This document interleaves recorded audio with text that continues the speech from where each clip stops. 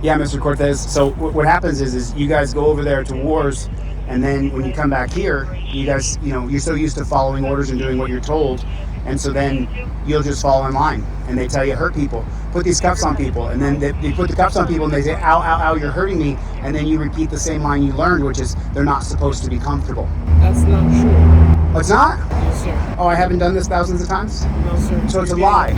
You're getting the facts wrong. My facts are wrong. Yes. Torture cuffs are not torture? I'm trying to explain it. Go ahead. Just because you give orders, there's orders the same thing in the military. If it's not moral, ethical, or legal, you don't have to follow that order. Right. So that being said, same thing with Geneva Convention. Even if we're at war, we have to follow the Geneva Convention. Right. So just because we're at war and we are worried about our lives, who wouldn't be when they're trying to do it right? Sure. As long as you defend yourself with whatever actions you get, sure, that is all lawful. So that being said, if we get orders that are immoral, unethical, and illegal, you don't have to follow it. And the same thing in the police force. So whatever orders are given, it's the same thing you as a boss. I don't know where you do your Well, you took an oath to the Constitution, so you get that's first, and the state Constitution of New Mexico. Okay. Right. So, but what I'm trying to say is, torture cuffs are legal, but they're torture. What do you mean torture cuffs are illegal? Torture cuffs are legal. The ones you have right there in front. So having cuffs are illegal? Torture cuffs are legal, but what do you mean? Why are you calling it torture cuffs? Well, let me put them on you. Okay. Let me put them on you for 5 minutes. I got handcuffs placed on you in training all the time. In training? No, yeah. let me put them on you. Okay. Let me put them on you. In 5 minutes, So are you doing it maliciously? Is that what you're telling me? Well, do cops do it maliciously? Never? No. Never. We're Never. doing our job. Oh, So you're doing your job. Yeah. So you just said you can't do something that's immoral, unethical, or illegal. So putting cuffs on somebody is immoral, unethical? Oh yeah. Oh, that's your opinion. No, it's a fact. No, that's your opinion. I have thousands and thousands of people who have showed me their wrists. I have a website called In Torture Cuffs because torture cuffs are always torture. And you put them on, but you were meant to follow orders, and so you are following orders until you're 18 years old. No, it's a fact. Second. It's a fact. Go ahead. Go ahead. So we're going? Yeah, you're good. And I'll start going and see what we can get straightened out. Cool. Sounds good. See, Mr. Cortez, now you don't have it on you. He's wearing the thin blue line. You're not. I appreciate. What are you talking about thin blue line? He's wearing a thin blue line on his jacket. You're not, and I appreciate that because that divides us even further. That puts a gap between you and. No, it's not. It's a fact. That's your. What I'm saying is, listen. I'm taking that as an opinion. Those torture cuffs you have right there are always torture. No, they're torture. They're not torture. Let me put them on you. I'll give you $1,000. We're going in circle. No, you said in training. You said in training. Let me put them on you. No, but let me put them on you. But have a nice day, sir. Mr. Cortez. Nice meeting you. Yeah, my pleasure, Mr. All right, Cortez. have a nice day. Just think about what I said. Torture cuffs are always torture. There's not a time you put them on that you're not torturing somebody, okay?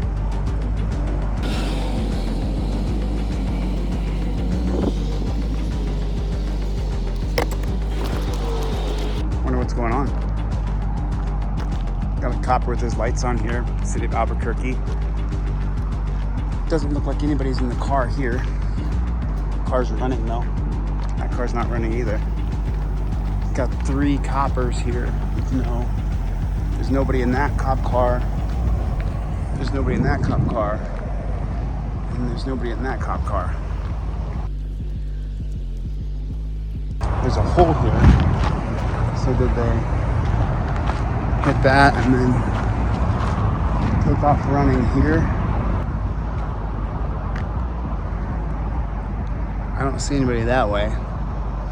But there's a hole in that fence, and this Kia here is still running. Texas license plates there.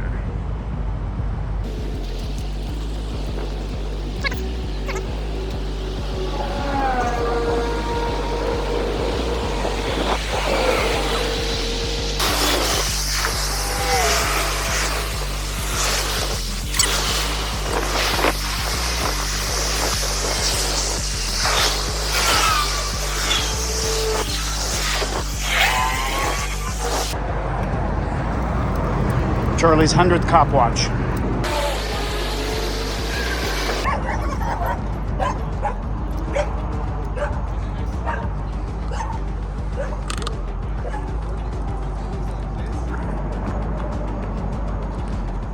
What happened, officers?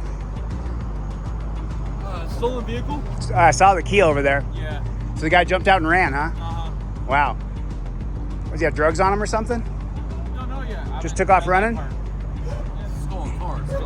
Oh, can't run, can't fight, can't miss court. Those 3 things. Can't do those 3 things. Can't commit crimes.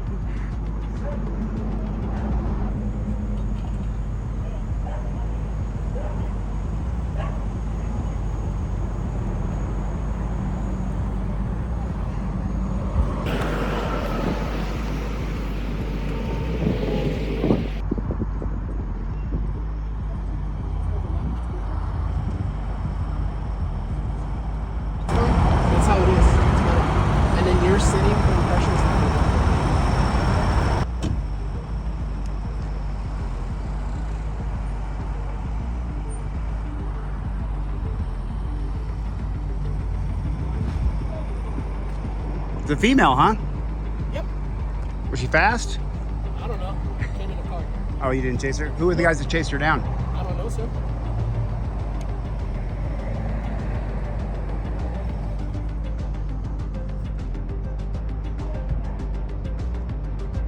So now what happens? You guys take her to jail? We'll figure it out. I don't know. As time goes on. Primary. What's that? I'm not primary. Oh, I see. Gotcha. How long you been a copper for? Long time. Long time? Yes, sir. You're young, bro. 20 years? 40? You're 41 at the oldest? 30? Longer than that. Yeah, you're I've 30. been in a while. You could have been a long time then. 10 years? Long time. Yeah. A decade maybe? Did you come out of the military and go straight to coppers? Yes, sir. Long time. Did you go to war? I did. You go to war? And then you came back here and became a copper. Your name's Cortez? Yes, sir. Nice to meet you. My name's Chille. Nice to meet you. How you doing, man? Yeah, I feel like it's I'm going to run for governor, and whenever I'm governor of, I'm going to try to ban military people from being in the forces here. Why? Well, because you go to a war and then you come back and you think you're still in a war, and you've been taught that we're going to try to kill you. Interesting. Yeah, and so what you do is you come back here, and then it's the most, because you went to war, and it is really life and death, and it's us versus them. So then you bring that mentality back here. As a first responder, not including myself, anything is life and death. Even doctors, nurses, everybody can get hurt anywhere. Right, but So that being said, war is not always a benefactor. war sucks, man. War. I do juvenile. Are you primary? Yeah. How old is she? 15. Oh God. Oh, it's so sad. It's got to be drugs, bro. Cortez. It's got to be drugs. So I think I did this. Is that?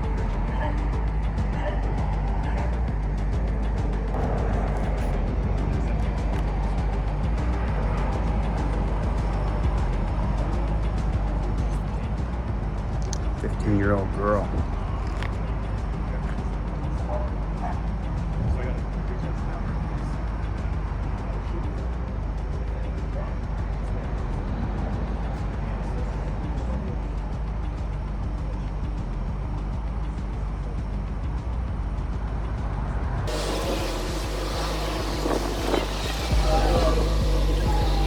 So here's the amazing waste of resources. They're talking, they got a 15-year-old girl in the back right there, and then down there you got a couple of coppers and cars just hanging around. The arrest is over, and it's an amazing waste of resources.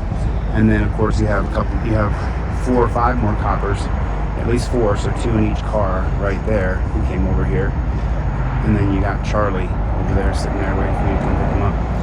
So yeah, it's just a waste of resources. And I meant what I said about banning military from being peace officers, because when you go to war, whether it be Army, Navy, Air Force, Marines, you go over to other countries and it truly is us versus them. And it teaches you this us versus them mentality. We're on this team and they're on that team. And when you're talking about there, hey, give us the play-by-play, officer. What happened? I can't do that right now. Oh, you can't do it? Okay.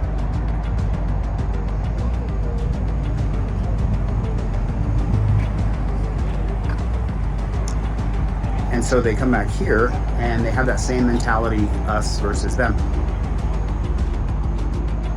Let's see if we can get a shot of the... We shall see here.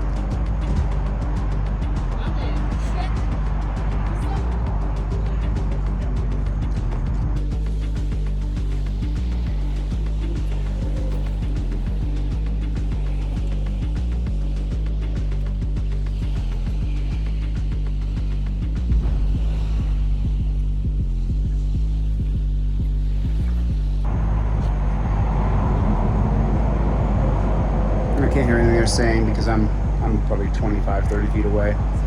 I'd say I'm at least 30 feet away from the coppers over there.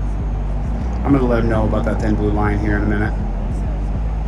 You know, if you coppers actually want to start to build a bridge between citizens and peace officers, because you're not law enforcers, you're peace officers. Unless you come back from a war and it's us versus them, and then you join, and of course we are them and you are us. If that makes sense. But that's the mentality. So if we can get rid of that thin blue line, that'd be great. That'd be great. As a matter of fact, I got a friend in Arizona who just wrote a lawsuit against the Maricopa County sheriffs who are wearing the thin blue line as well. And I think we're going to put that on DeleteLawz.com and do a national, every different state where you have the thin blue line in your department, people wearing that. I'm going to put a different lawsuit for every different state. That was written by ChatGPT, wasn't written by me. I'm not doing the legal work. But it's going to be up on DeleteLawz.com. So if you live in Oklahoma or Texas or Florida or New Hampshire and you see the cops are wearing the thin blue line, then you'll be able to download the lawsuit that was just drafted by ChatGPT.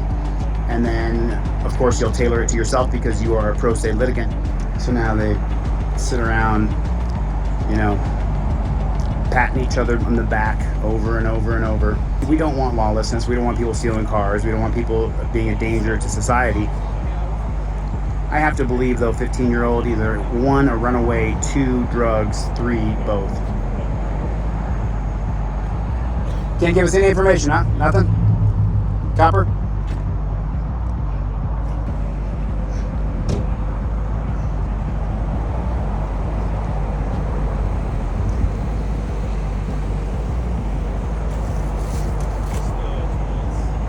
Hey, we appreciate that, officer. Thank you for chasing down lawlessness. No good person wants lawlessness in their city. Nobody. We don't want that.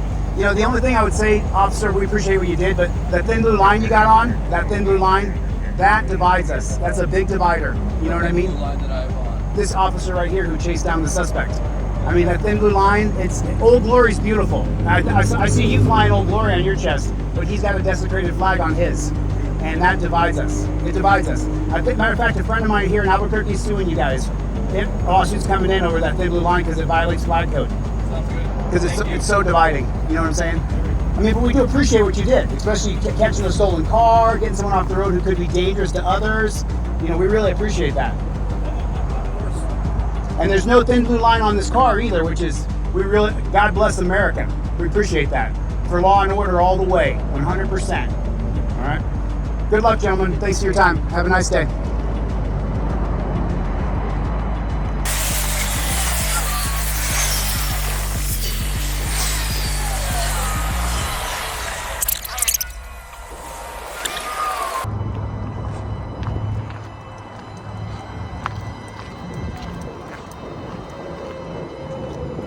Looks like that kid was sleeping back here. Got the Doritos and maybe on a run here. Looks like she got all of her stuff. All the things that they had were in the back here. Yeah, it's a bag. And this person was 15 years old. So what we're looking at is I'm a First Amendment auditor. I'm filming the scene.